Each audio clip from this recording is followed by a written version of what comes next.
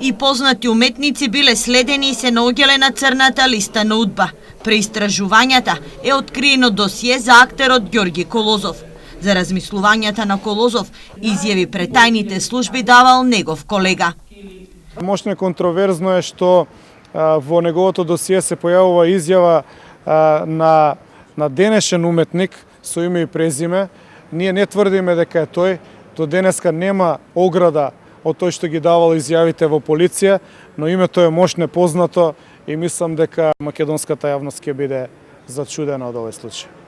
Едицијата Црните страници на УДБА не илустрира и осудува, туку само ги презентира историските документи кои сведочат за премрежјата на патриотските структури во Македонија во втората половина на минатиот век.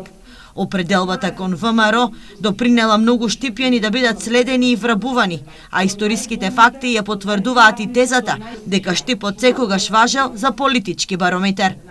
Кој што ви кажав и по имињата, што ги одвоивме и по тоа што знаете дека има проминентни активисти во политичкиот живот и после 45-та година, да, штипот секогаш бил еден од најголемите центри во овој дел на Македонија.